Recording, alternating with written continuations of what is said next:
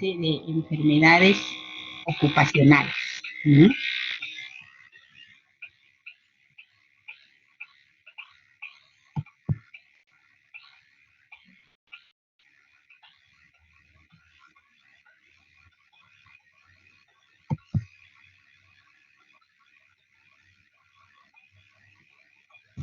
Bien, ¿cómo se define una enfermedad ocupacional? Primero, para definir una enfermedad ocupacional, debemos conceptualizar el término de lo que es salud ocupacional. ¿Mm? Según la Organización Mundial de la Salud, la OMS, la salud ocupacional viene a ser una actividad multidisciplinaria que está dirigida a promover y proteger la salud de los trabajadores mediante la prevención y el control de las enfermedades y los accidentes de trabajo. ¿Cómo vamos a lograr ello? Eliminando los factores y condiciones que van a poner en peligro la salud y la seguridad en el trabajo. Es como lo define la OMS, salud ocupacional.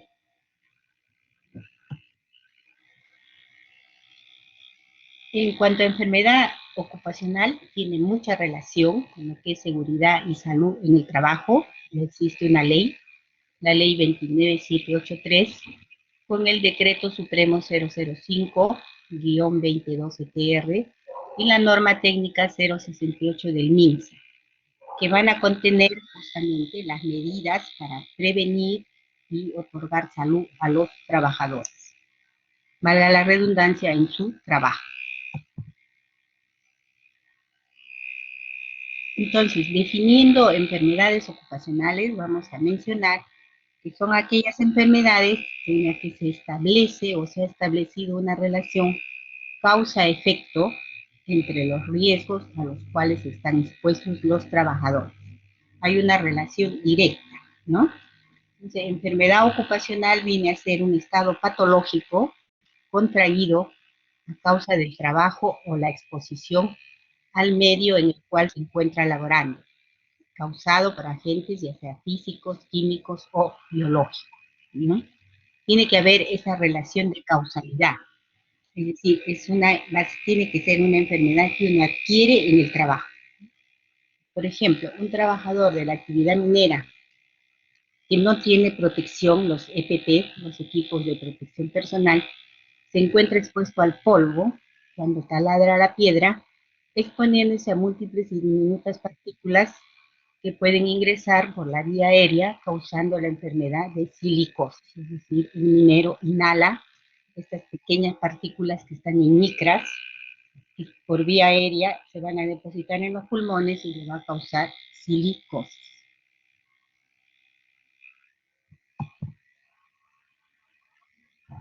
Las enfermedades ocupacionales se clasifican en 6 grupos. Tenemos el primer grupo de enfermedades ocupacionales producidas por agentes químicos.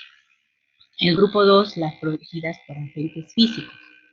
El grupo 3, producidas por agentes biológicos.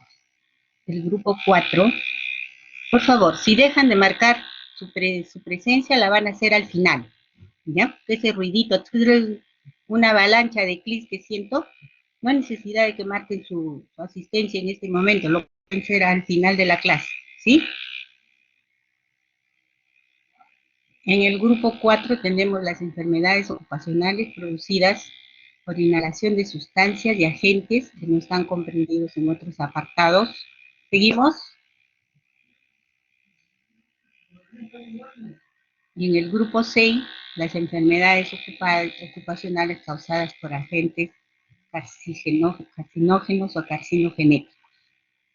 Entonces recuerden ustedes que las enfermedades ocupacionales se clasifican en 6 grupos de acuerdo a los agentes que lo van a producir.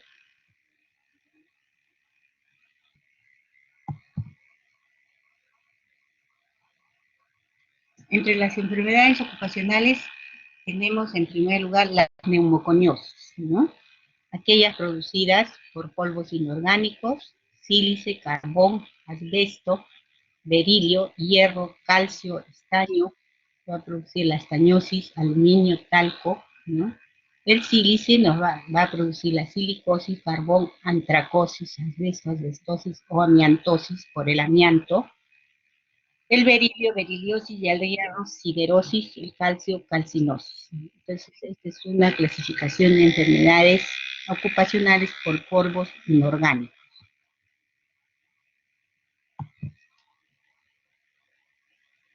Las neumoconiosis producidas por polvos orgánicos tenemos la vicinosis, la bagasosis, el pulmón del granjero.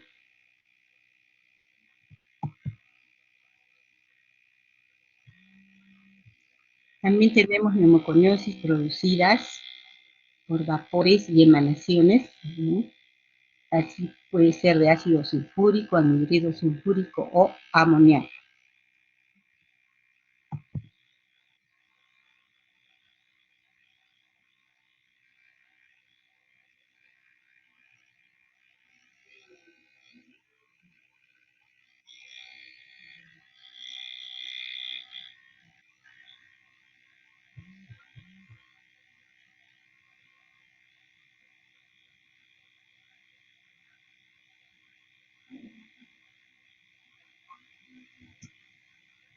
En las neumoconiosis tenemos la silicosis, que van a producir una enfermedad fibronodular y que va a ser a predominio de los lóbulos superiores.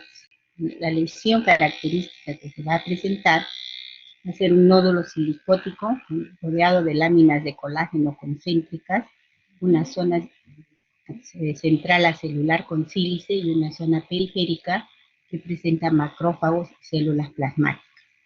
El diagnóstico se hace básicamente por histología o histopatología, ¿no? Si bien es cierto, los exámenes de ayuda al laboratorio nos ayudan, como valga la redundancia, nos ayudan a precisar el diagnóstico, pero el diagnóstico con certeza lo va a dar la histopatología.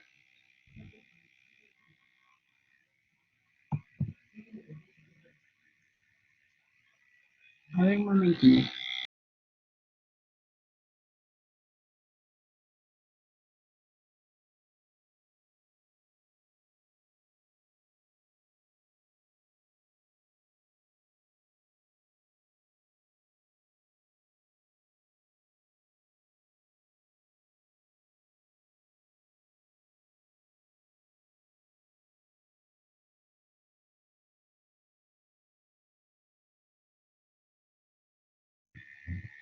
En la silicosis tenemos una variedad de sílice, ¿no?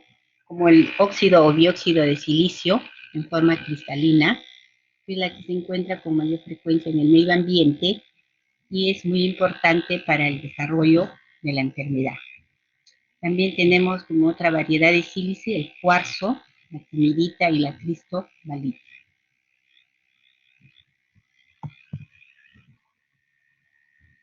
Aquí ustedes pueden observar una radiografía de un paciente con silicosis, cuyas imágenes características radiológicamente van a ser radioopacidades grandes o conglomeradas, heterogéneas, ¿no?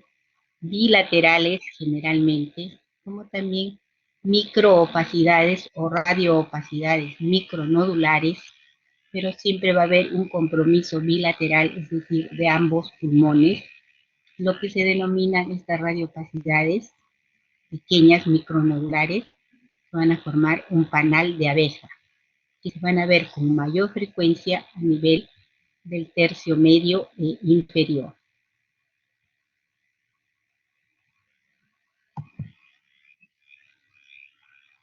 La tomografía también es otro examen de ayuda al diagnóstico, que nos va a mostrar imágenes bilaterales en vidrio pulido o parche, un patrón esmerilado, lo que se denomina el crazy paving, o sea, un pavimento loco, así como un patrón reticular lineal, imágenes quísticas, imágenes nodulares, que pueden tener de 3 a 10 milímetros de diámetro. Entonces, fíjense, este es un patrón en vidrio esmerilado, vidrio pulido o en parches, ¿no?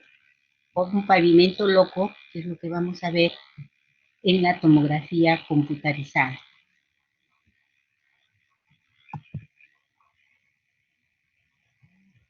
Aquí tenemos otro corte de tomografía computarizada donde vemos la imagen en vidrio pulido o esmerilado, ¿no?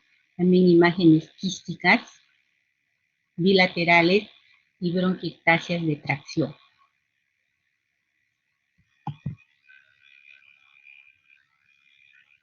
Aquí hay una imagen, como le dije, el diagnóstico lo da la histopatología, y es así como se ve el pulmón portador de silicosis, ¿no? Lo que nosotros vemos el panal de abeja en la radiografía son estas lesiones micronodulares que van a abarcar todo el pulmón.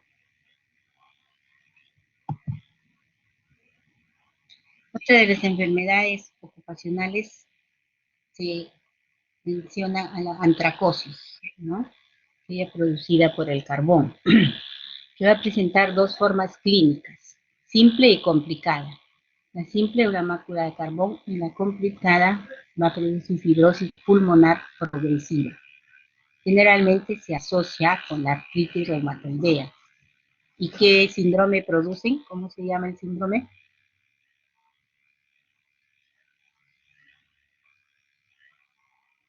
Un síndrome donde hay fibrosis pulmonar y antracosis. ¿Eh? Se menciona un síndrome. ¿Ya han hecho reumatología? ¿Han hecho o no? El síndrome de Kaplan, ¿no? Es la asociación de la artritis reumatoidea y la antracosis o la fibrosis pulmonar producida por el carbón.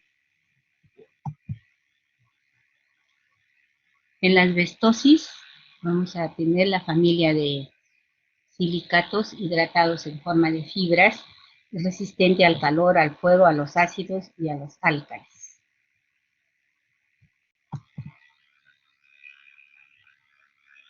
Las enfermedades con las que se relaciona la asbestosis tenemos el derrame pleural, placas pleurales, fibrosis pulmonar, mesotelioma, carcinoma broncógeno, carcinoma de colon, de estómago, faringe o riñón.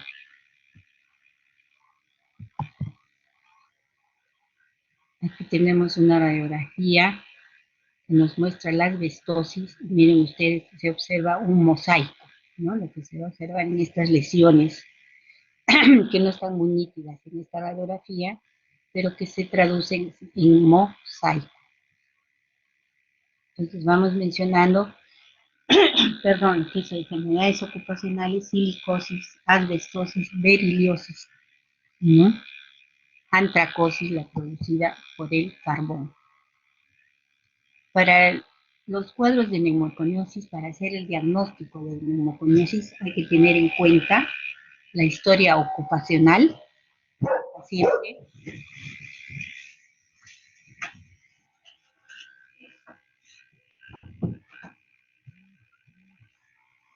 la presencia de disnea, de tos, puede ser tos seca o tos productiva, y se realizan las pruebas de función respiratoria.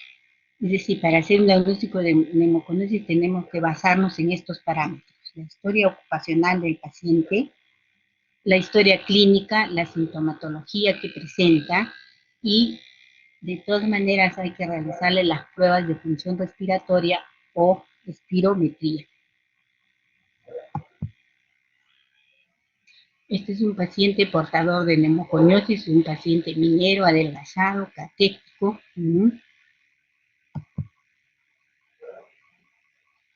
Se llega al diagnóstico de neumoconiosis con una radiografía de tórax al inicio. Recuerden ustedes que los exámenes de ayuda al diagnóstico hay que solicitarlos de lo más simple a lo más complejo, ¿no?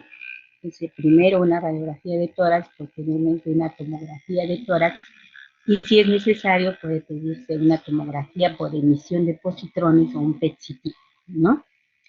La radiografía de tórax se va a leer de acuerdo a los criterios de la Organización Internacional del Trabajo. Este criterio es mandatorio para el diagnóstico de neumoconiosis. Si no tiene una lectura de acuerdo a los criterios radiológicos de la OIT, entonces no se puede hacer el diagnóstico de neumoconiosis. Otro examen que se utiliza es la broncoscopía o broncofibroscopía para una biopsia pulmonar o un lavado bronquiolo-alveolar. También se solicitan inmunoglobulina A, inmunoglobulina G, que van a estar elevadas, factor reumatoideo, y la espirometría lo que nos va a revelar es un patrón restrictivo, básicamente, de acuerdo a lo que es la capacidad vital forzada, donde podemos evaluar los patrones restrictivos, o puede tener un patrón obstructivo severo, de acuerdo al VEPS-1, el volumen inspiratorio forzado al segundo. Pero básicamente para ver proceso restrictivo es la capacidad vital forzada.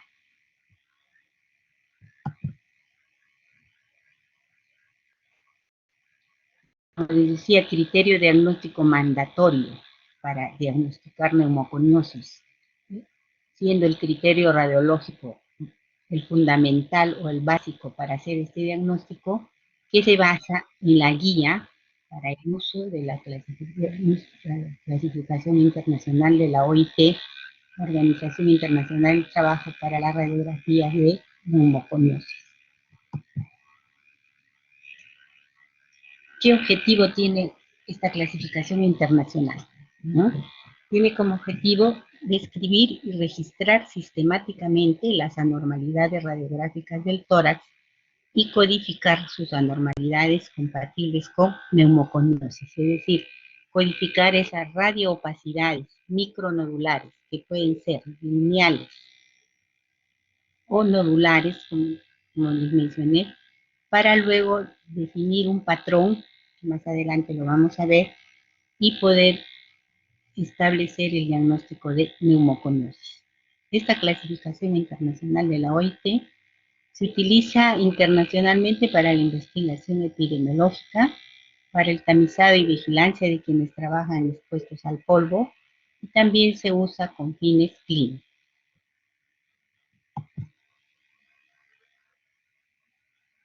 En cuanto a las categorías radiológicas de la OIT, se va a tener en cuenta la calidad técnica de la placa y las anormalidades parenquimatosas que se van a presentar.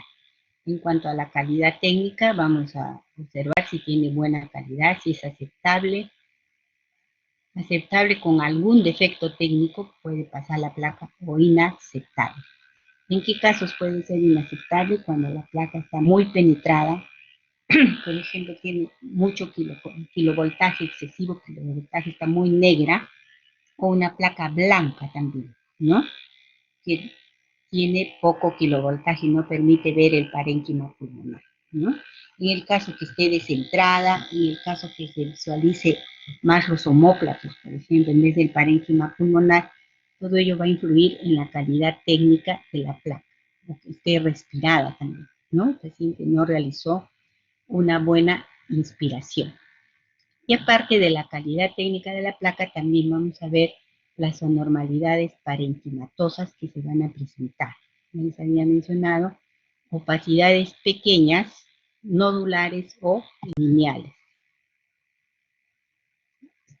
Así tenemos, según esta clasificación de la OIT, la clasificación internacional del año 2000, que todavía no ha sido actualizada hasta la fecha, en neumoconiosis, se mencionan opacidades redondeadas y opacidades irregulares.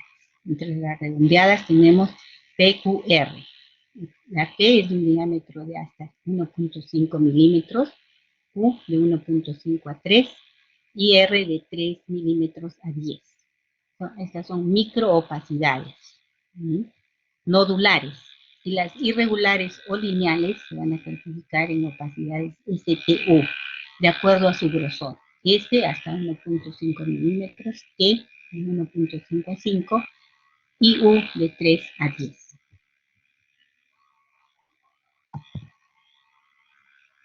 Entonces, cuando uno hace la lectura radiológica para establecer el diagnóstico de neumoconiosis, se tiene que fijar en la calidad de la placa, en las anormalidades parenquimatosas que pueda tener, las lesiones micronodulares o redondeadas o irregulares, y también se ven las opacidades grandes, así como se ven las opacidades pequeñas, Hay que visualizar también las opacidades grandes que según la OIT se clasifican por categorías, categoría A, B y C.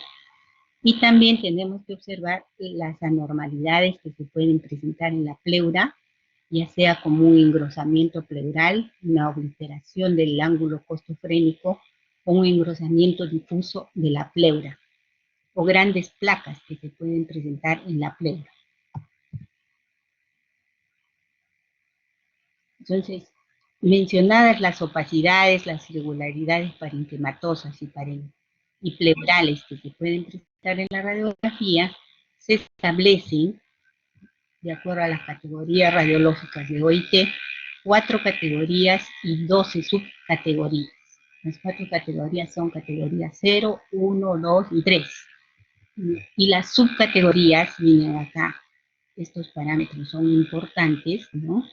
Es 0 sobre nada, 0 sobre 0, 0 sobre 1, 1 sobre 0, 1 sobre 1 y así sucesivamente. ¿Qué nos va a indicar estas categorías? El grado de lesión o la clase de neumoconiosis que va a tener el paciente, porque ahora se clasifica por clases. Anteriormente la clasificación de neumoconiosis era por grados, grado 1, 2, 3, ahora es clase 1, 2, 3. ¿Basado en qué? Basado en la sintomatología del paciente, en el grado de disnea, basado en la radiología que tiene el paciente, basada en la saturación que tiene el paciente. Entonces, con estos parámetros nosotros vamos a poder determinar si es clase 1, clase 2 o clase 3, ¿no? Por ejemplo, si nosotros establecemos, de acuerdo a las categorías y subcategorías de la OIT, una categoría 1 sobre 0, pues este paciente tiene sospecha de neumoconiosis. No está el diagnóstico definitivo de neumoconiosis, pero si le ponemos 1 sobre 1, entonces sí ya tiene una neumoconiosis clase 1 o grado 1, ¿no? Una neumoconiosis inicial, por decirlo así, una neumoconiosis leve, ¿ya? Con ello vamos a establecer el menoscabo que tiene el paciente, que se establece, que es porcentual, y de acuerdo a ello van a subdividir o van a hacer el prorrateo de la pensión que le corresponde legalmente, ¿no? De acuerdo a la clasificación de las radiografías de la OIT, aquí podemos observar 0 sobre nada, 0 sobre 0, prácticamente no se visualiza nada. Aquí 1 sobre 0, que sospecha de neumoconiosis, ya ven algunas microopacidades nodulares. 1 sobre 1 es mayor, y 1 sobre 2 se ven estas microopacidades con mayor nitidez. Y en el caso extremo o el grado severo, miren cómo se ve, un 3 sobre 2, un 3 sobre 3, es decir, el paciente, la radiografía del paciente se visualiza con estas radiopacidades multinodulares de vértice a base, ¿no? Entonces, para ello nos sirve esta clasificación de radiografías de la Organización Internacional del Trabajo, ¿no? La Organización Internacional del Trabajo tiene un set de radiografías, un set estándar, ¿no? Que nos va a permitir hacer un estudio comparativo de la radiografía del paciente con la radiografía estándar de la OIT.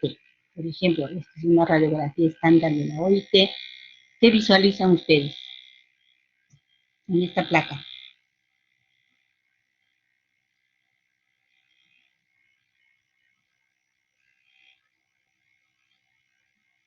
¿Ven algo o no?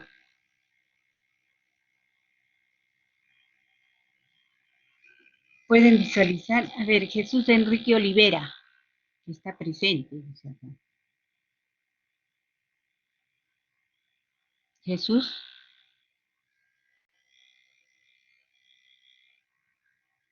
Jesús. Y voy a pensar que han marcado la asistencia y se fueron, ¿no? Está Jesús,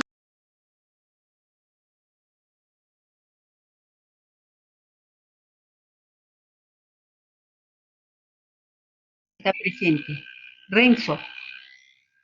O bueno, a ver, ¿qué libanesa está escribiendo? A ver, ¿qué libanesa y después Renzo? ¿Qué ves, Kelly? Doctora, destaca sus costillas horizontalizadas. Ujú, hay horizontalización de las costillas, está bien. ¿Qué más? O Renzo, ¿qué ves?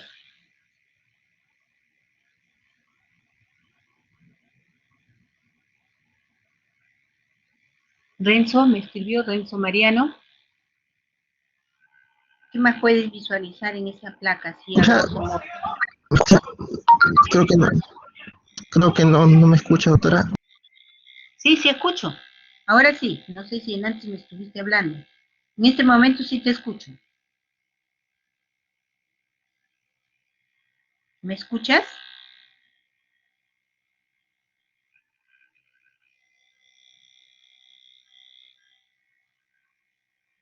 No, ahora no te escucho. No sé realmente si me estás hablando.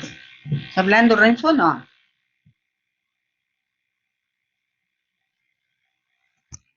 ¿Me escuchas? No. Sí, doctora, ¿sí? Ya, ahora te escucho, dime. Doctora. Sí, Renzo. Bueno, radiopacidad mm, en los bronquios, doctora. No sé si podría Ujú. señalarlo. Acá, a este nivel. Y ¿Te bueno, refieres a esto? lo de las costillas, ¿no? Sí, Las costillas horizontales, hipertransparencia del pulmón, ve horizontal. usted que está bien negrito, ¿no? De excesivo kilovoltaje tal vez, un empastamiento, un engrosamiento del hilio, miren acá, esto blanco es el hilio, ¿no? Los hilios pulmonares, me parece más empastado el derecho que el izquierdo, nos permite ver la silueta cardíaca, ¿no? Aquí parece que hubiera una muesca, y luego vemos acá, más o menos a esta altura, el botón aorta, ¿no? A ver, vamos a ver otra serie de patitas. Acá tenemos otra donde se visualiza mejor la opacidad, ¿no? O la lesión parenquimal que va a producir la neumoconiosis. Bilateral, pulmón derecho, pulmón izquierdo, ¿no? Radioopacidades, en este caso heterogéneas, cuyo mayor compromiso parece ser a este nivel, ¿no? Tercio medio y tercio inferior del hemitórax izquierdo, y que según la OIT están clasificadas en 1/1. No sé si ustedes lo habrán visualizar acá, ¿no? Ese numerador denominador se refiere a la extensión de la lesión y a la profusión que tiene, ¿no?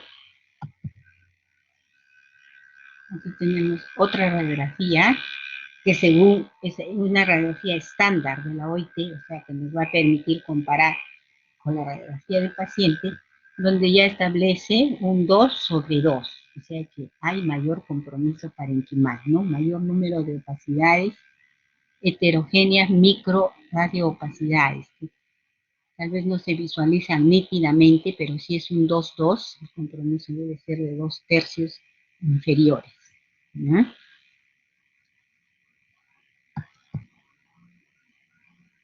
Esta es otra radiografía, miren, como les había mencionado, ya un grado más severo a moderado, una radiografía estándar de la OIT, un 3/3, ¿no? Aquí sí podemos visualizar nítidamente, ¿no? Las imágenes micronodulares o las radioopacidades micronodulares, un estadio severo de neumoconiosis. Esta es otra radiografía también de la OIT, donde ustedes pueden visualizar estas pequeñas imágenes micronodulares, radiopacidades micronodulares difusas, como también un conglomerado, o sea, una radioopacidad situada a nivel iliar, parailiar, más en el hemitórax derecho que en el hemitórax izquierdo, donde está localizado a nivel subclavicular izquierdo, ¿no? Tercio superior língula. Una radioopacidad de gran tamaño o una radioopacidad grande que podría ser catalogada como una radiopacidad A o B, ¿no?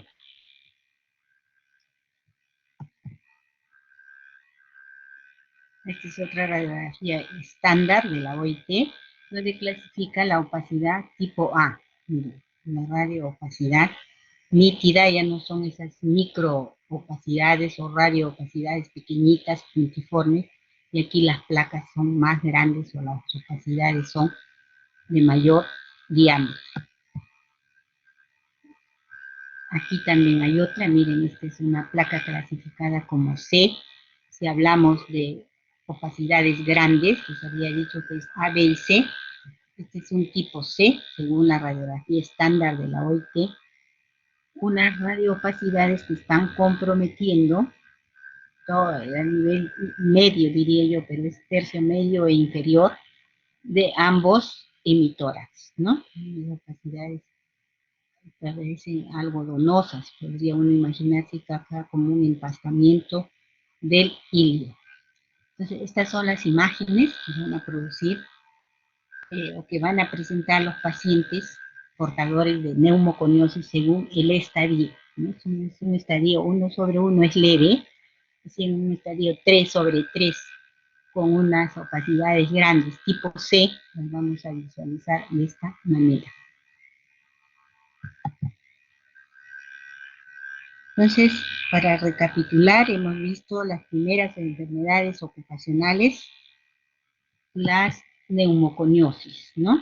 Neumoconiosis producidas por polvos orgánicos o por polvos inorgánicos. Y dentro de ellas una pequeña clasificación. Ahora pasamos a ver lo que es asma ocupacional. El asma también puede ser una enfermedad ocupacional o laboral, ¿no? De acuerdo, la sintomatología va a ser la misma, tanto en enfermedad, solamente en el asma, no siendo ocupacional o laboral, que siendo laboral, ¿no? Los síntomas van a ser los mismos, ahí no va a haber diferenciación. ¿Cómo vamos a diferenciarlo? Por el antecedente, ¿no? Si el paciente trabaja o está expuesto a factores de riesgo. Por ejemplo, los panaderos son los que con mayor frecuencia presentan asma, que sería que se cataloga como ocupacional, o la aspiración de la harina, ¿no? Trabajan con la harina sin protección y pueden desarrollar un cuadro asmático, ¿no? Entonces, definiendo qué es el asma, una enfermedad crónica de las vías aéreas que puede causar sibilancias, disnea, opresión torácica, ¿no?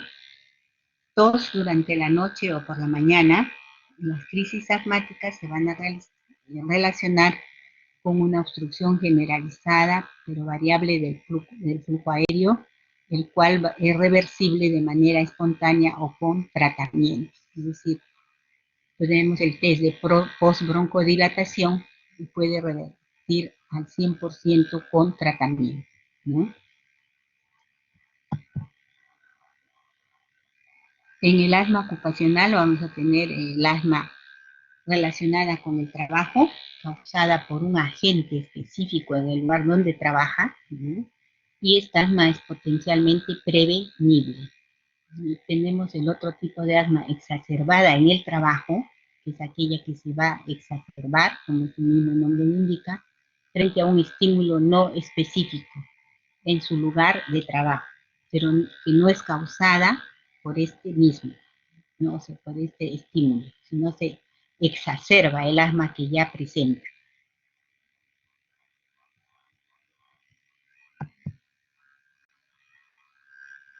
Entre las causas de obstrucción de las vías aéreas tenemos hipersecreción de moco, cambios crónicos de adaptación, va a haber hipertrofia e hiperplasia del músculo liso, las vías aéreas, depósito de colágeno por debajo de la membrana basal.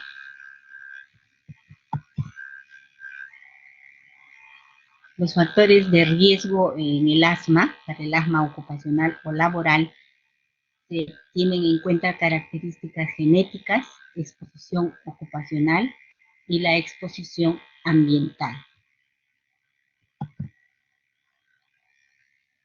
Entonces, en el asma ocupacional se van a presentar trastornos respiratorios que son causados por la exposición a sustancias que están presentes en el medio laboral y en cuya patogenia van a intervenir decisivamente los mecanismos inmunológicos. Es decir, tiene que haber una reacción causal, una relación causa-efecto, ¿no? Les decía, por ejemplo, aquí los panaderos pueden desarrollar un asma ocupacional por la aspiración constante del polvo, de la harina, ¿no? Trabajan sin equipos de protección personal, no tienen mascarilla, no tienen nada, ¿no?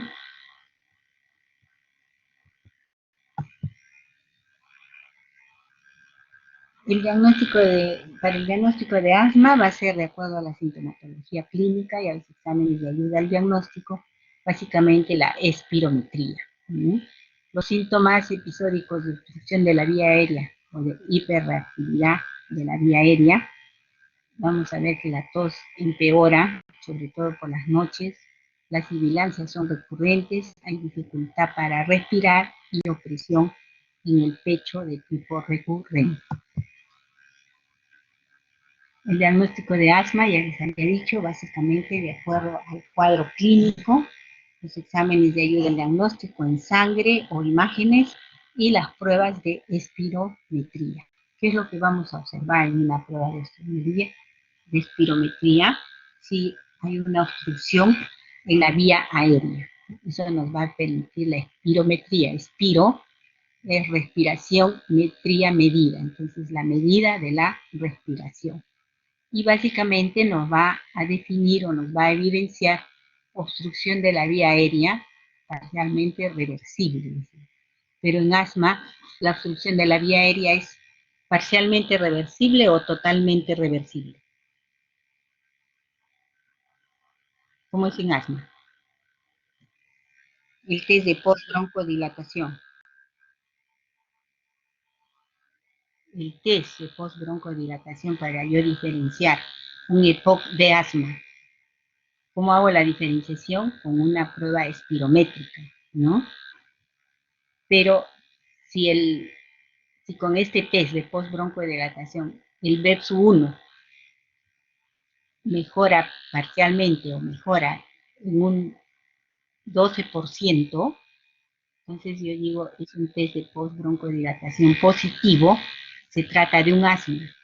En cambio, si con este test de reversibilidad el flujo aéreo mejora parcialmente, no mejora al 100%, mejora menos del 12%, entonces yo digo que se trata de un EPOC, ¿no? Entonces, en resumen, con el test de post-broncodilatación para el asma, la reversibilidad debe ser al 100%. En el EPOC es limitada, parcialmente reversible, revierte pero parcialmente, no al 100%. Hay que tener en cuenta que la reversibilidad va a ser a partir del 12%, mayor o igual al 12%.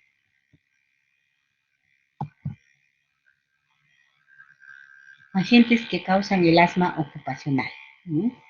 Los agentes que van a causar el asma ocupacional inmunológica en periodos de latencia pueden ser agentes de elevado peso molecular y agentes de bajo peso molecular, existiendo mecanismos inmunológicos mediadores como la inmunoglobulina E. Aquí en el asma ocupacional tenemos esta imagen donde vemos que el paciente está expuesto en su trabajo a irritantes, niveles altos o alergenos sensibilizantes, ¿no?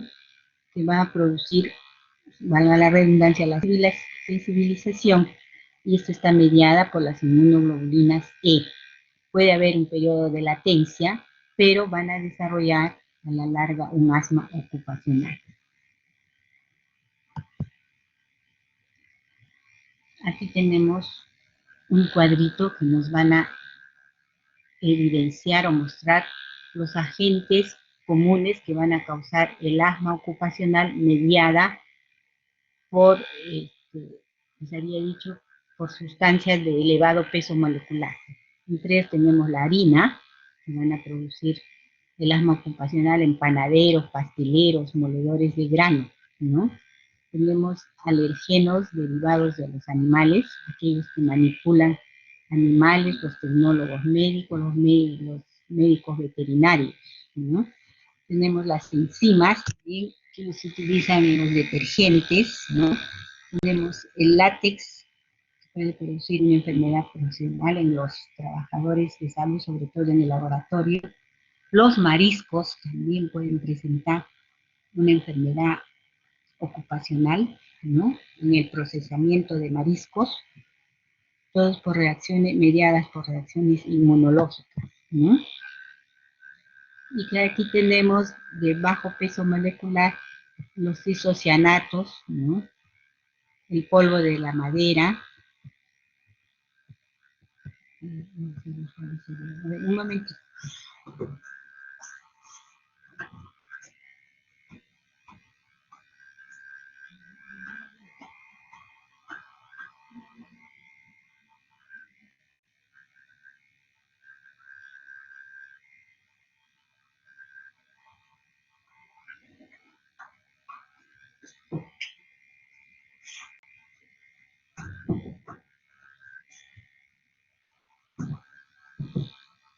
Entonces, tenemos, les decía, puede ser el polvo de la madera, ¿no? Los colorantes, el formaldehído, el glutaldehído, los medicamentos y algunos metales, ¿no? Por ejemplo, los trabajadores en refinería de platino o trabajadores en fundiciones de aluminio o aquellos que se dedican a la soldadura. Entonces tenemos agentes de bajo peso molecular y agentes de elevado peso molecular. Los agentes responsables por el síndrome reactivo de disfunción de la vía aérea, también tenemos los ácidos, ¿no? El ácido acético, el ácido sulfúrico, el ácido hidroclórico. Los gases y emanaciones pueden ser el amoníaco, el cloro, ¿no? Gases de diésel, la mostaza, el fósforo, el óxido de etileno, el fuego, el humo, ¿no? Las pinturas también pueden desencadenar hiperreactividad bronquial o un asma bronquial. El tratamiento se basa en que una vez establecido el diagnóstico, el trabajador debe ser retirado de la exposición, es decir, está expuesto a un NOXA, entonces, ¿qué hay que hacer? Retirarlo de esta exposición, ¿no? Se ha demostrado que la remoción temprana está asociada a un buen pronóstico. Por ejemplo, a un panadero yo le detecto un asma, una hiperreactividad bronquial por la harina, lo que tengo que hacer es ubicarlo en otra posición.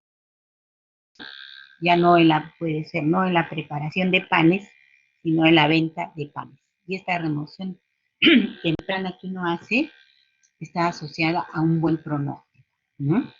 También la temprana introducción de esteroides inhalatorios al tratamiento puede acelerar el mejoramiento del asma. Si acabo de leer, dice en EPOC es menor del 12%. Sí, Renzo, es de reversibilidad, es menor del 12%, es decir, es parcialmente reversible, no es totalmente, ¿no? Entonces, retomando lo que es el tratamiento en el asma ocupacional, los trabajadores que optan de permanecer en la industria deben ser examinados regularmente, es decir, hacer una monitorización con ellos y determinar si hay empeoramiento de los síntomas. Lógico, si el paciente sigue en el mismo ambiente donde está expuesto a un factor de riesgo o a un factor que le va a producir hiperreactividad bronquial, lógicamente los síntomas van a ir empeorando. De ahí que lo que se recomienda es que evite esa exposición o sea retirado de esa exposición. ¿Cuántos alumnos son ustedes? ¿Quién es el delegado? O la delegada. ¿Está? Cristian Randall es el delegado, ¿no? Sí, doctor. ¿Sí? Cristian. ¿Sí? ¿Sí me escucha? Sí. Sí, escucho. ¿Cuántos alumnos son ustedes? Si no me equivoco, somos 200 y tantos. 200. Sí, doctora. En este grupo. Sí, juntando los dos grupos. ¿Sí? O sea, para la teoría se deben juntar los dos grupos, ¿no? Sí, ¿Es así? O sea, aproximadamente deberían ser dos, ¿no? sí, ¿O no? sí. Sí, doctora, 200. Sí. Miren, son la mitad. Estamos en 126. ¿Ya? Eso tengo que informarlo yo a la coordinadora, ¿ya? Como no sé cuántos son, por eso preguntaba quién es el delegado y cuántos alumnos teóricamente son, ¿no? Aquí yo tengo asistentes solamente 126, porque he estado viendo que varios se han estado, salió de la reunión, salió de la reunión. Por eso es el afán de marcar el presente al inicio y nuevamente se retira, ¿no? Bueno, eso ya queda en la responsabilidad de cada uno, porque ya no estamos en el kinder para estarlos controlando, ¿verdad? Bien, entonces esto es en cuanto al tratamiento de asma ocupacional o laboral, ¿no? Tenemos, antes de pasar a otro tipo de enfermedad ocupacional o laboral, también tenemos que hacer en este caso de asma ocupacional, ¿no? La prevención es una de las medidas que se debe tomar en el trabajo y programas de vigilancia periódica, ¿no? Charlas, seminarios o talleres donde se hable de, por ejemplo, evitar el tabaquismo, ¿no? Programas de vigilancia, programas de vacunación. Es decir, todo ello engloba lo que es las medidas de prevención. Y ahora pasamos a otra enfermedad ocupacional, que es la tuberculosis, ¿no? Ven usted que el MINSA dice alto a la tuberculosis en el lugar del trabajo.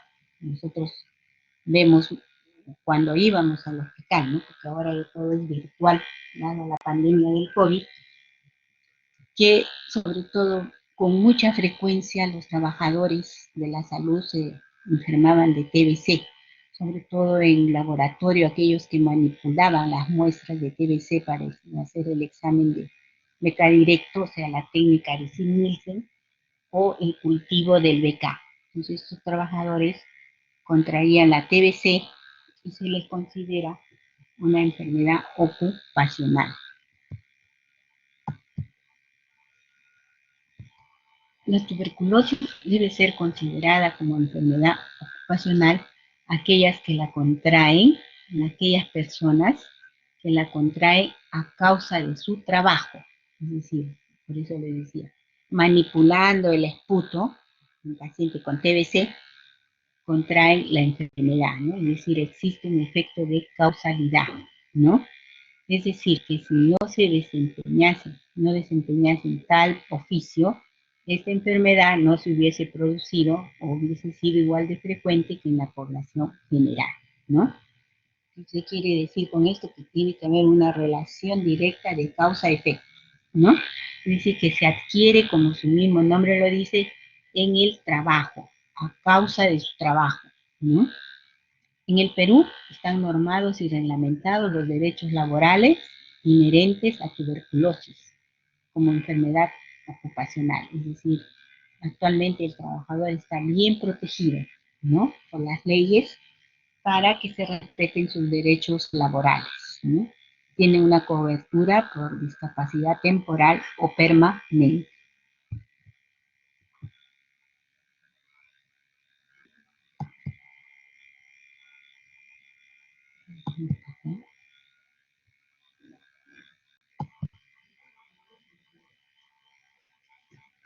Tenemos la probabilidad de infectarse, va a depender del grado y el tiempo de contacto con el bacilo, ¿no?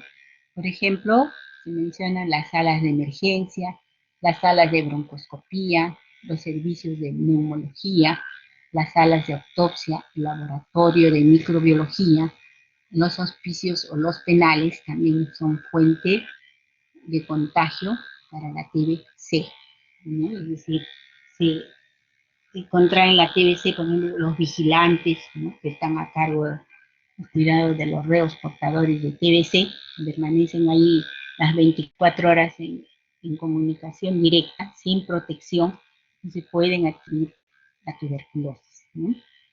La seguridad laboral para el control de estas infecciones debe ser garantizada por el empleador. Ahora existen los comités de seguridad y salud en el trabajo, ¿no? Se deben implementar actividades específicas de aislamiento, de protección respiratoria, sistemas de tratamiento de aire para reducir el riesgo de TBC nosocomial. Es decir, básicamente sistemas de tratamiento de aire, por ejemplo, en las salas de hospitalización de pacientes con TBC resistentes, ¿no?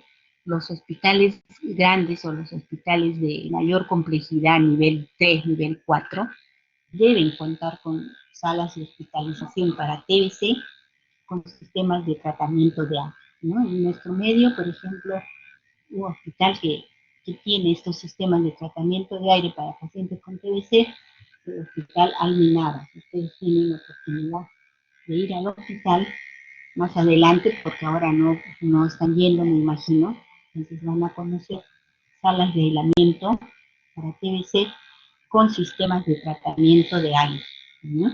Igual el Hospital Hipólito Unanue también tiene estas salas con sistemas de tratamiento de aire.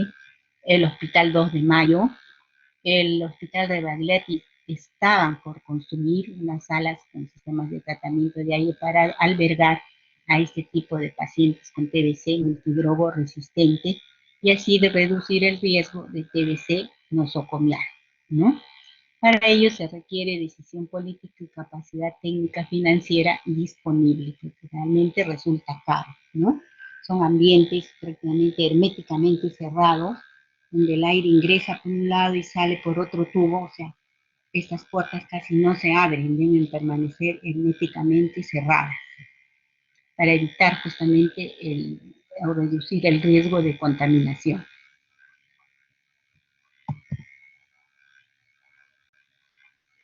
En el Perú, la evidencia de infección tuberculosa en personal de salud se tiene o se conoce a través de los informes de los brotes que dan los hospitales nacionales, ¿no? Y como les mencionaba, existe una legislación laboral que va a permitir, ¿no?, una cobertura de los derechos laborales a estos profesionales de la salud, sea médico, enfermera, técnico, es decir, todo profesional de la salud que haya adquirido la TBC en el hospital, en su centro de trabajo, ¿no? En nuestro medio, tuberculosis es considerada enfermedad ocupacional para el personal de salud, miren, en todo el territorio nacional, y está incluida en lo que es el seguro complementario de trabajo de riesgo, seguro obligatorio contemplado en la Ley de Modernización de la Seguridad Social, la Ley 26790. Es decir, en la ley se contempla el seguro complementario del trabajo de riesgo. ¿Sí? Todos los trabajadores están protegidos. Actualmente, ¿no? Porque anteriormente no había esa protección ni seguimiento de los trabajadores que se enfermaban, ¿no? Aquí tenemos un reporte de los médicos de Rebagliati, piden declaratoria de emergencia por tuberculosis, o sea, hubo un brote de tuberculosis en el hospital de Rebagliati, que comprometió a los médicos, a las enfermeras, técnicos, es decir, a todo el personal de salud. Tal es así que se vieron en la necesidad de pedir una declaratoria de emergencia por TBC.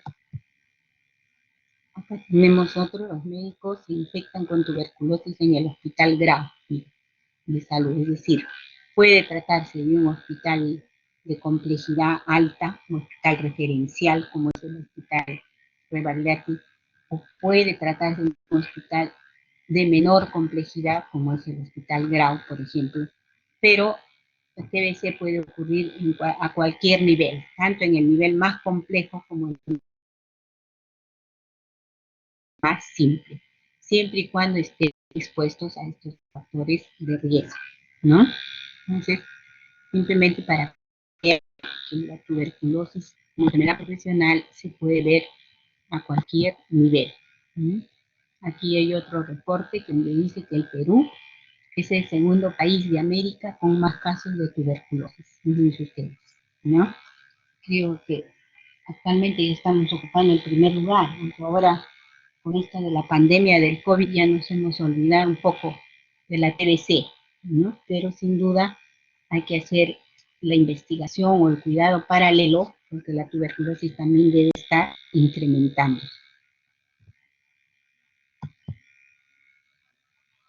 En el Hospital 2 de Mayo también se denunció rebrote de TBC, en el Hospital 2 de Mayo. Como les había mencionado, en nuestro medio la tuberculosis es considerada como enfermedad ocupacional para el personal de salud en todo el territorio nacional, ¿no? Y está incluida en el seguro complementario de trabajo de riesgo, la misma que está dentro de la ley de la modernización de la seguridad social 26790. El MINSA, con una resolución ministerial a 079 del 2011, aprobó el documento técnico de evaluación y calificación de invalidez por accidentes de trabajo y enfermedades profesionales, definiéndose los criterios para invalidez temporal o permanente, los casos de TBC pulmonar o extrapulmonar. Es decir, cuando un trabajador adquiere una enfermedad ocupacional o enfermedad laboral, está protegido ahora por las leyes, ¿no? ¿Esto qué significa? Que tiene implicancia legal y que este trabajador, después de haberlo estudiado, le van a dar invalidez permanente o temporal, o sea, va a tener que recibir su pensión, no si es temporal una parte o permanente todo, porque la ley ahora lo protege, ¿ya?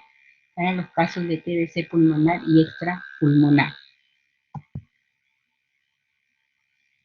Es importante que en nuestro país la tuberculosis haya sido declarada como enfermedad ocupacional, porque brinda a los trabajadores el derecho a una cobertura de invalidez, ¿no? Y además debe determinar la puesta en marcha de medidas preventivas con el objeto de evitar su aparición en el resto de trabajadores, es decir, evitar el contagio al resto de trabajadores, ¿no? MINSA elabora el documento técnico que va a reglamentar la obligatoriedad de ambientes con adecuada ventilación, medidas de prevención y vigilancia de TBC en el lugar de trabajo, así como la disminución del estigma y la protección del empleo en los trabajadores afectados por TBC. Es decir, ahora es obligatorio en los hospitales de todo nivel contar con ambientes adecuados, con una buena ventilación. Están medidas de prevención y vigilancia en el trabajo, disminuir el estigma, ¿no? Porque antes uno se enteraba que tenía tuberculosis y lo miraba, ¿no? A la distancia, ¿no? Ahora se trata de disminuir este estigma y también todos estos trabajadores están protegidos, ¿no? Incluso MINSA les da una bolsa de víveres, pero la seguridad social no. Entonces, es otra enfermedad que hemos visto ocupacional. Tenemos la neumoconiosis, asma ocupacional, tuberculosis ocupacional y el coronavirus, la pandemia que estamos viviendo ahora, también ya ha sido considerada como una enfermedad ocupacional o como una enfermedad laboral, ¿no? Esta pandemia por el coronavirus que nos ha cambiado la vida o nos ha puesto de blanco a negro, que todavía continúa, mire, ya llevamos año y medio con la pandemia y no podemos salir de ella. Al contrario, parece que se va complicando, que viene la tercera ola con otra variante del virus, el virus Delta, ¿no? Que parece que es más agresivo, que ya está en Arequipa, ¿me han escuchado decir o no? ¿Han escuchado hablar de la variante Delta o no?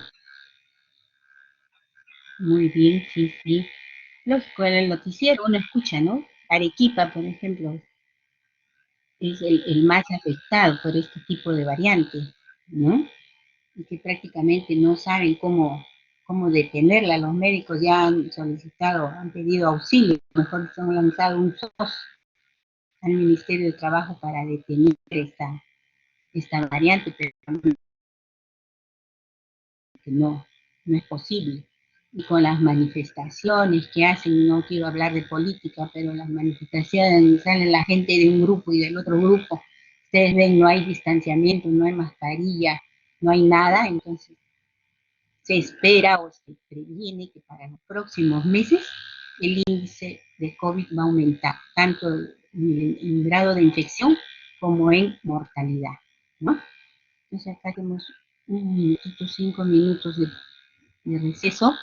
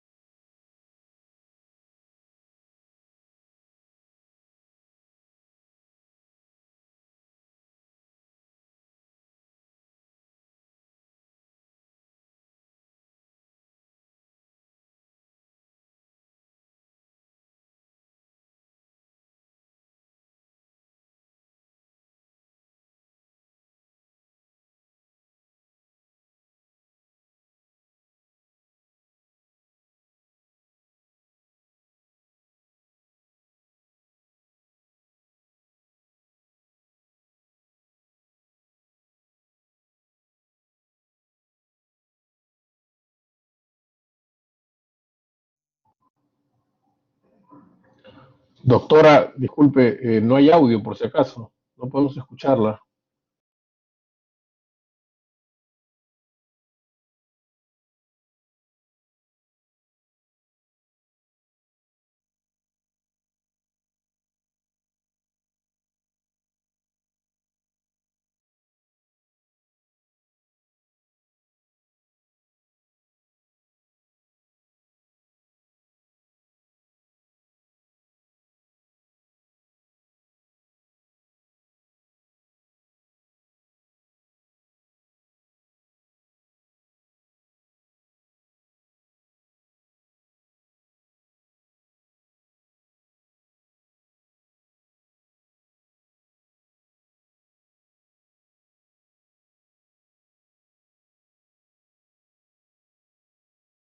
Bien, entonces continuamos. Como les decía, coronavirus es considerado ahora también dentro del grupo de las enfermedades ocupacionales, ¿no? Y el coronavirus viene a ser una extensa familia de virus que pueden causar enfermedades tanto en humanos como en animales, ¿no? En humanos, los coronavirus causan infecciones respiratorias que pueden ir desde un simple resfriado hasta enfermedades más graves, ¿no? Como el síndrome respiratorio del Oriente Medio, el MERS, y el síndrome respiratorio agudo severo, un distrés respiratorio severo. El coronavirus que se ha descubierto más recientemente causa la enfermedad que estamos viviendo ahora, la pandemia COVID-19.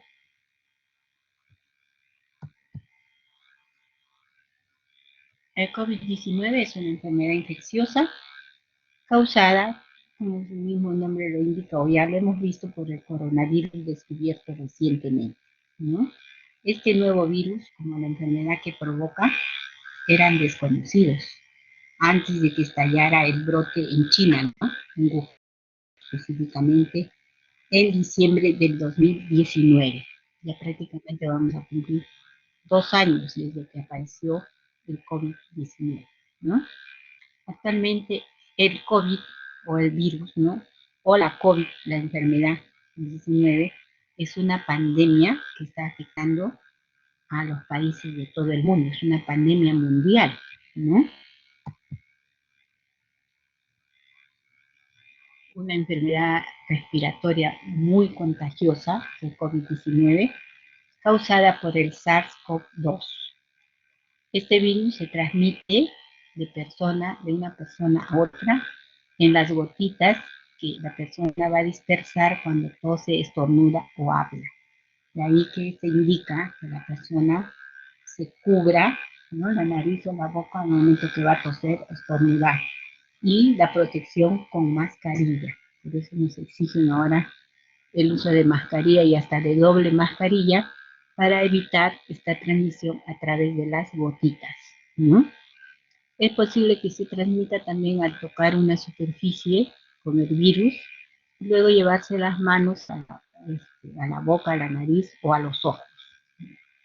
Los signos y síntomas más frecuentes del COVID son fiebre, tos, dificultad para respirar. O sea, el cuadro clínico viene a ser casi el mismo de todas las patologías, ¿no? Porque con esta sintomatología yo también podría pensar que se trata de una neumonía, ¿no? O podría pensar que se trata de un derrame pleural, que también me va a dar dificultad para respirar, me va a dar tos, puede añadirse un dolor pleurítico, ¿no? Es decir, la sintomatología es casi común para todas las patologías pulmonares, ¿no? Pero entonces, ¿cómo es que nosotros vamos a definir que se trata de un COVID?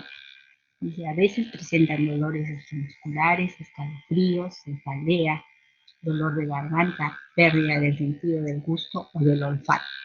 Por ahí ya nos vamos enfrentando al COVID, ¿no? Los signos y síntomas pueden aparecer entre los 2 a 14 días después de la exposición al SARS-CoV. Ustedes se habrán dado cuenta que en la primera ola la sintomatología era predominantemente respiratoria, ¿no? Dolor de garganta, rinorrea, tos, fiebre. Pero en la segunda ola la sintomatología cambió. La sintomatología predominante de la segunda ola era abdominal. La paciente presentaba diarreas, dolor abdominal. Y la edad también jugó un papel preponderante porque ya se veía que el paciente era más joven. En la primera ola el paciente era mayor o adulto mayor, y para la segunda ola, ¿qué es lo que demostró la práctica?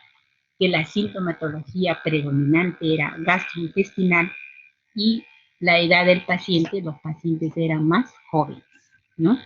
Aquellos que provenían de las fiestas de los privaditos COVID, ¿no? Y ahora en la tercera ola todavía no vemos cómo va a ser, porque se prevé que es para agosto o septiembre. ¿Mm?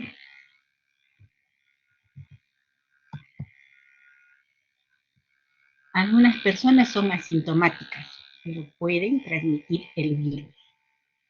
La mayoría de personas con COVID-19 se recuperan sin tratamiento especial.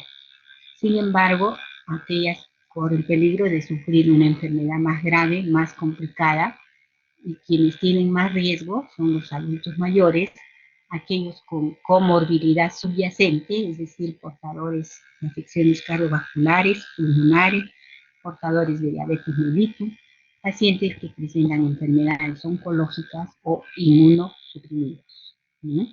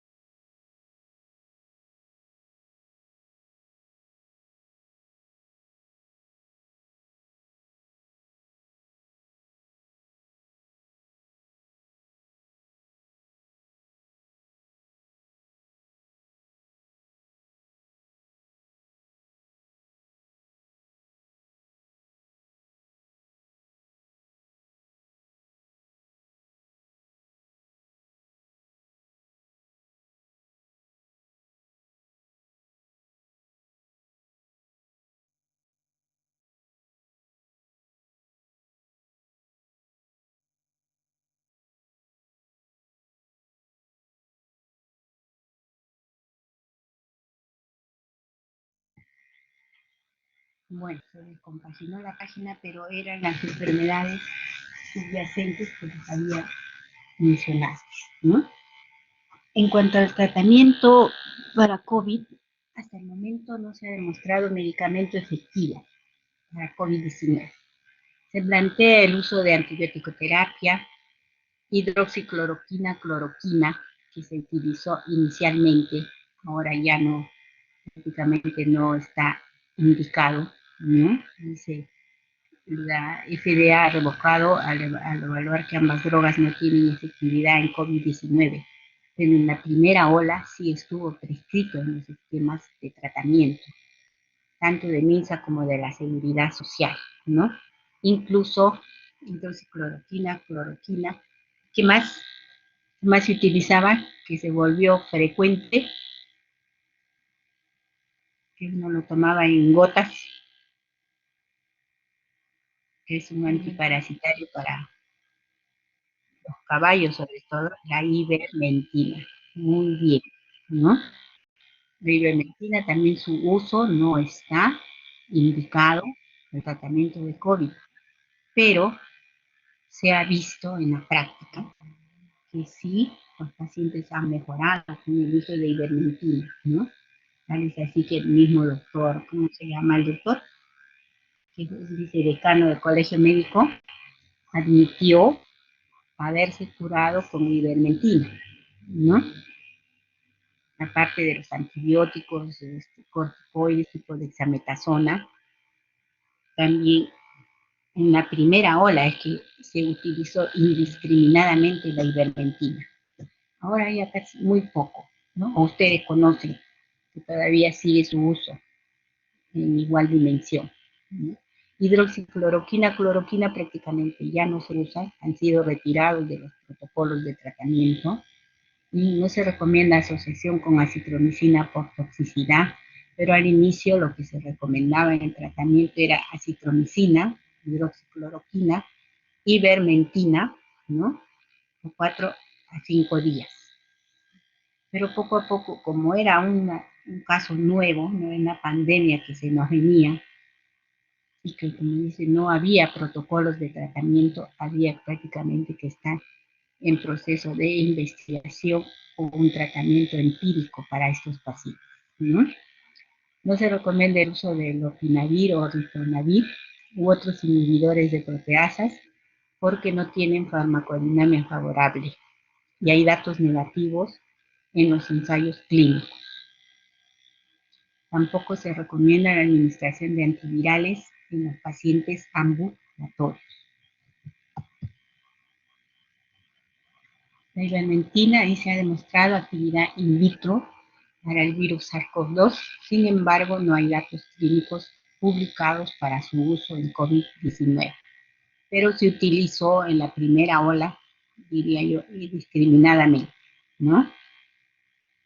Los datos farmacocinéticos disponibles sugieren que a dosis utilizadas para el manejo de parasitosis como estrongiloidiasis, las concentraciones inhibitorias de SARS-CoV-2 prácticamente no son alcanzables, ¿no?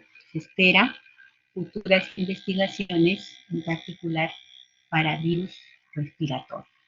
En el tratamiento también se considera el uso de corticoides, oxigenoterapia y profilaxis para la enfermedad tromboembólica, para evitar el TEP.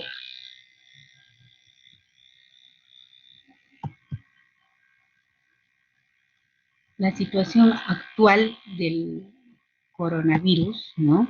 Datos epidemiológicos que da el MINSA, ¿no? Aquí tenemos en este cuadro los departamentos o provincias donde había mayor incidencia de COVID, la Lima, la Arequipa, la Libertad, ¿no? Los que tenían una mayor incidencia de COVID, pero ahora va a estar disminuyendo o está cambiando esta situación de COVID.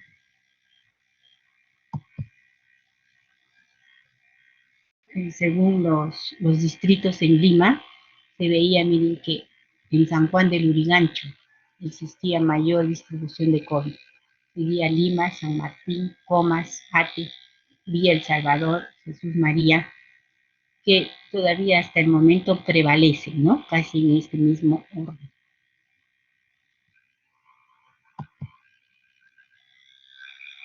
Y también tenemos, como les decía, que la enfermedad o el COVID-19 está considerado dentro de lo que son enfermedades profesionales por una ley, la 31025, ¿no?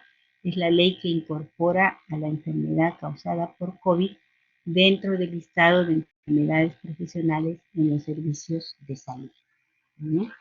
Entonces, ya se ha agregado una enfermedad más, que todavía no he visto el código CIE, ¿no? Pero ya está considerada como una enfermedad ocupacional amparada por una legislación laboral, la ley 31025, que es la que la respalda, no justamente basadas en las otras leyes, ¿no? La ley de la modernización, la ley que es la ley 26790. la modernización de la seguridad social.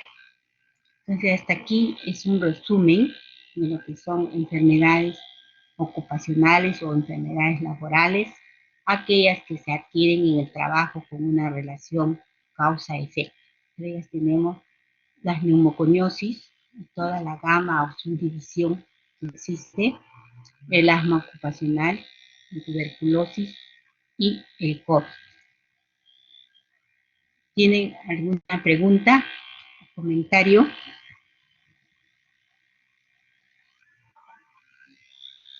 A ver, Renzo Mariano. Sí, doctora, tengo un comentario más que todo. Usted habló de la variante Delta del COVID-19, ¿no? Que se ha reportado casos en Arequipa. Bueno, he leído que el plan de trabajo que se está haciendo es ahora vacunar principalmente a los jóvenes, ¿no? De 12 a 20 años, si es que no me equivoco, para evitar su transmisión, ya que esta variante afecta más a esa clase de personas, ¿no? A ese grupo etario, a los Sí, jóvenes, ¿no? sí, Sí, doctora. existe un protocolo de vacunación para ese grupo etario, ¿no? Como les decía ya, la segunda ola vimos que cambió el grupo etario más hacia el grupo de jóvenes. La primera ola eran más adultos y adultos mayores, ¿no? Está bien tu comentario, Renzo. Muchas gracias. ¿Alguien más? A ver, Abner Aarón. Doctora, buenas tardes. Buenas tardes. Doctora, bueno, no me quedó muy claro cuando mencionó la clasificación de la OIT en la radiografía. O sea, no me quedó muy claro cuando colocaba 1/1. No sé si lo puede explicar nuevamente. A ver, vamos a ver. Ese es un cuadrito un poquito árido y que me olvidé comentarles que esa clasificación la van a hacer los médicos especialistas. O sea, primeramente tiene que ser neumólogo, ¿no? Y segundo, tiene que tener otro subtítulo o título de lector de OIT. ¿Quién le va a dar ese título, esa constancia o certificado que es lector de OIT? Sensopas, porque no todos van a leer la radiografía de tórax para interpretar lo que es neumoconiosis, ¿ya?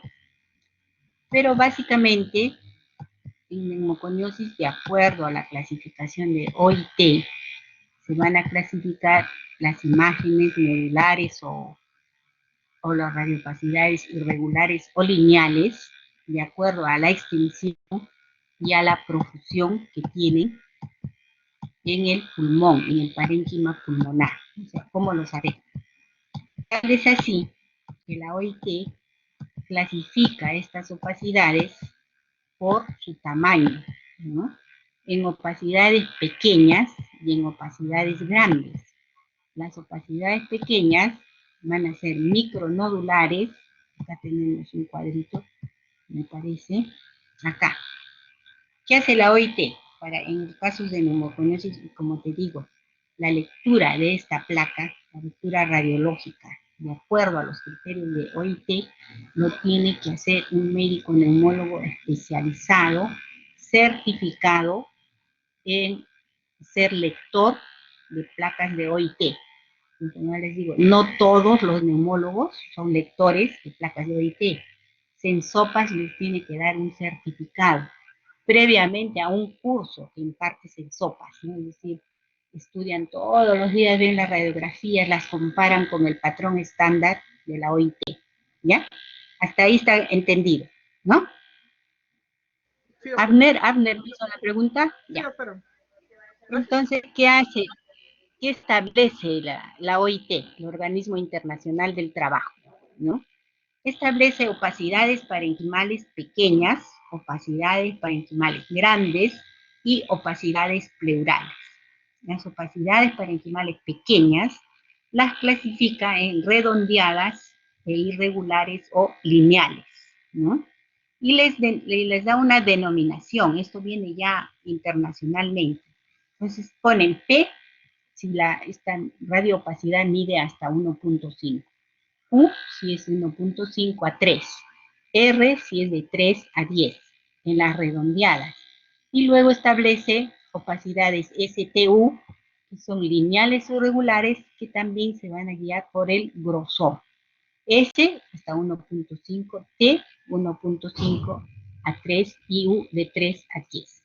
Entonces, teniendo estos parámetros, por así decirlos, ellos hacen una tabla o establecen categorías radiológicas y subcategorías. Les había dicho opacidades pequeñas, opacidades grandes y anormalidades pleurales, así las clasifican, ¿no? Entonces establece un cuadrito acá o define 4 categorías y 12 subcategorías, ¿no? Categoría 0, 1, 2, 3. ¿Cómo decir grado o clase? Yo puedo definir neumoconiosis categoría 1 y subcategoría yo le puedo poner 1 sobre 1. ¿Qué quiere decir? Si yo le pongo, estas subcategorías están definidas en base a la extensión que van a presentar las lesiones en el pulmón, ¿no? A la extensión que nosotros vamos a visualizar en las radiografías. Tengan en cuenta siempre que estas lesiones van a ser bilaterales, es decir, se presentan en pulmón derecho y pulmón izquierdo. No vamos a ver neumoconiosis de un solo pulmón, eso no existe, ¿ya? Entonces, yo miro una radiografía de tórax y establezco primero mi categoría para luego definir lo que se refiere, este numerador denominador se refiere a la extensión y a la profusión. Extensión, ¿qué quiere decir?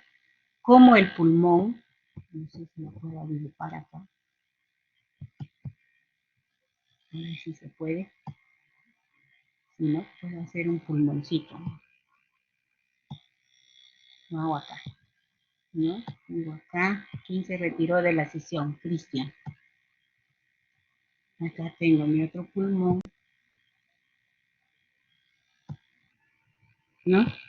Entonces, ¿qué veo acá? Todavía no se marca. Lesiones, no, esta lesión no, está mal. No tomen en cuenta esto. Lesiones puntiformes, micronodulares, ¿no? Imagínense ustedes puntitos a este nivel.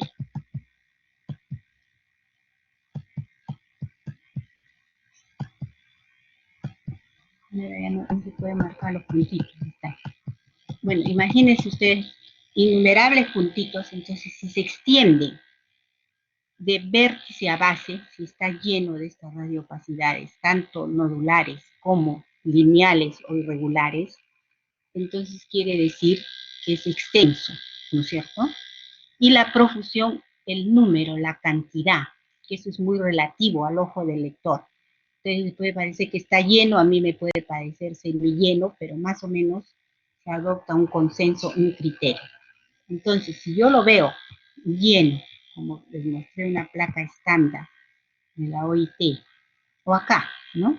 Si yo veo esto puntiforme en todo el pulmón, entonces establezco que la extensión es 3, está ocupando todo el pulmón de vértice a base, y la profusión, la cantidad que existe, puede ser 2 o puede ser 3, ¿no? Entonces lo veo lleno de puntitos bilaterales. Entonces establezco numerador, denominador, subcategoría 3 sobre 2 o 3 sobre 3.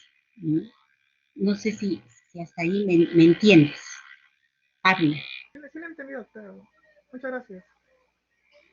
Ya te quedó claro. Sí, Entonces, es la categoría radiológica que establece la OIT, que va a clasificar estas opacidades. Lo que tienes que grabarte o acordarte es pequeñas, grandes y placas pleurales. En las pequeñas, PQRS, y las que son redondeadas y las que son lineales, STU. Entonces yo puedo poner neumoconiosis, clase o grado, 3 sobre 3, PQ. P, ¿qué quiere decir? Que veo opacidades nodulares, redondeadas, pequeñitas. Q, teníamos PQR, ¿no? Q, diámetro entre 1.5 a 3, ¿no? Y pongo U, la chiquitita, las lineales. También estas en grosor mayor de 3 milímetros. Eso es lo que significa una lectura de radiografía de acuerdo al OIT, de acuerdo a la subcategoría por difusión o extensión y profusión. ¿Sí? ¿Está claro? Esto ya viene determinado, existe un manual con esto. Esto nadie se ha inventado, ¿no? Esto ya está así definido y así tenemos que aprenderlo cómo es. Grabar, visualizar bien, captar estas imágenes en nuestro chip, para luego hacer la lectura comparativa con las placas de la OIT, ¿ya? ¿Alguna otra pregunta?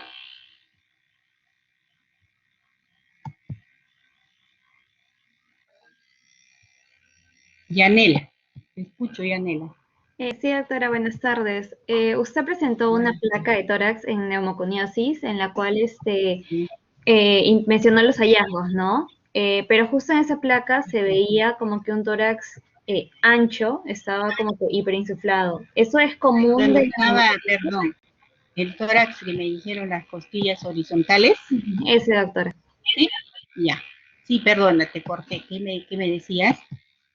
¿Es común encontrar un tórax así, o sea, así de ancho en neumoconiosis? No, no necesariamente, ¿no? Probablemente el paciente era fumador y era un tórax enfisematoso, ¿no? Porque había hipertransparencia. Esto estoy tratando de regresar. No siempre se va.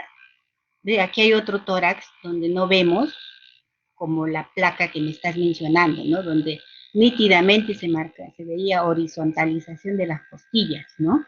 Por ejemplo, aquí no. Entonces, no siempre, o sea, eso no es patognomónico de ver, no sé por dónde está esa placa, de ver ese tipo de radiografía. Depende del paciente, ¿no? Si el paciente es un fumador crónico, probablemente ese tórax es de un enfisematoso, ¿no? Horizontalización de las costillas, hipertransparencia. ¿Qué más caracteriza al tórax enfisematoso? A ver, teoría de EPOC. Ya hicieron, ¿no? ¿O no? ¿Sí o no? Sí, doctora. Ya. ¿Qué dice? ¿Cómo se describe un tórax enfisematoso? Ya la plaquita se perdió. Ah, es esta, ¿no? ¿Esta es? Sí, doctora. Ya.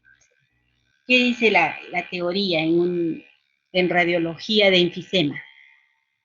Se describe el famoso tórax en tonel, ¿no? ¿Ustedes han escuchado?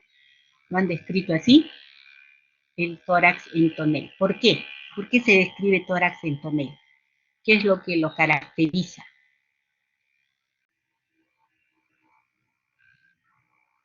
¿Por qué se llama así tórax en tonel? Porque es un tórax que reposa, los semidiafragmas casi están aplanados, ¿no? Han perdido su configuración, que son medios arqueaditos en semiluna, ¿no? Esto no es típico, pero se ve en otras placas. Horizontalización de las costillas, como ven acá, que no es patognomónico de neumoconiosis, esto es un tórax enfisematoso. Hipertransparencia y horizontalización también del hemidiafragma. ¿Por qué? Porque lo que ocurre en el enfisema pulmonar va a ser destrucción de los tabiques interalveolares, o sea, destrucción del armazón pulmonar. Imagínense ustedes un castillo que está construido por diferentes tabiques o palitos, ¿no? Y cuando eso se rompe, entonces, ¿qué pasa con el castillo? Se cae, ¿no es cierto? Se derrumba y se recuesta o se deposita en el piso. Entonces, ¿qué pasa con el pulmón? Cuando hay rupturas de los tabiques interalveolares, el pulmón desciende, se cae. Por eso es como se sienta y se denomina tórax en tonel, porque ha sucedido una ruptura de los tabiques interalveolares. Ese es lo característico o lo patognomónico en el enfisema pulmonar, el famoso tórax en tonel, que deben haberlo visto en radiología, ¿no? No sé si lo mencionaron o no. Entonces, este es un tórax, como bien ha sido la observación, un tórax donde hay horizontalización de las costillas, hipertransparencia, un poco que los diafragmas están aplanados, pero no del todo, hay otras placas donde sí se ve y el tórax está reposando, ¿no? Acá imaginen ustedes una línea basal, el tórax está reposando como que estuviera sentado, ¿vale? La comparación, y se denomina tórax en tonel. ¿Está claro? Sí, Yanela. doctora, gracias. Muy bien. Otra pregunta, comentario o aporte que tengan Doctora, ustedes. una pregunta. Cuando hay lesiones grandes, ¿primero van en letras mayúsculas y luego letras minúsculas? ¿O cómo es que se pasa? Ay, discúlpame, no te escucho. Lo único que escuché cuando hay lesiones, un Ah, poquito más alto. cuando hay lesiones grandes y pequeñas nodulares, ¿se utilizan ambas siglas? Sí, puedes poner lesiones pequeñas, primero describir las lesiones pequeñas, ¿no? Según la extensión y la profusión, acuérdate, numerador, denominador, puedes poner neumoconiosis, clase 3, o sea, 3 sobre 2, PQ, tengo lesiones pequeñas, ¿no? Micronodulares por la P, Q, también otro tipo de lesiones pequeñas, o puedo poner PT, T son lesiones lineales, PT-A, que veo una placa grande, que según la clasificación puede ser en A, B, C. También la coloco, o sea, yo coloco todo lo que veo, de acuerdo a la descripción, ¿sí? Pero generalmente, Las pequeñas y luego las grandes. exactamente, ¿no? Se coloca tanto las lesiones pequeñas como las grandes, y si hubiera placas pleurales, también se coloca, ¿ya? Porque existe un formato especial. En la mañana lo vimos en la práctica, donde se te permite clasificar las lesiones pequeñas, las lesiones grandes y las placas pleurales, ¿no? Tú puedes marcas nada más lo que ves, ¿no? Y si no tuvieras el formato, porque no siempre se dispone de los formatos, lo escribes, ¿no? Neumoconiosis 3 sobre 2, PT, -A, C, por la placa pleural. Entonces, el lector de OIT, por eso les digo que el que lee las radiografías de acuerdo a la Organización Internacional de Trabajo, tiene que ser un lector certificado por Sensopas, ¿no? Que es el Instituto de Salud Ocupacional, porque no todos los médicos pueden hacer lecturas o interpretación radiológica de acuerdo a estos criterios, ¿no? De acuerdo a los criterios que establece la OIT, ¿ya? Y generalmente, como les vuelvo a mencionar, estas enfermedades profesionales implican problemas legales, ¿no? Siempre el trabajador reclama y demuestra que se enfermó, por ejemplo, en el hospital de TBC, la ley lo protege para que le declaren una invalidez temporal o permanente, ¿no? Así el minero demuestra con su radiografía, con los estudios que le hace, que tiene neumoconiosis, que la adquirió en la mina, también la ley lo protege para que le den una invalidez generalmente permanente, porque estas lesiones que producen la neumoconiosis son irreversibles, no se va a curar, lo declaran en invalidez permanente y le otorgan una pensión de por vida, ¿no? Que el paciente fallece. O sea, estas enfermedades ocupacionales tienen implicancia legal, ¿ya?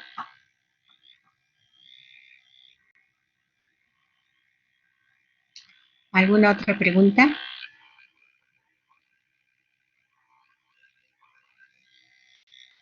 Bien, no habiendo ninguna pregunta, les agradezco su atención y buenas tardes.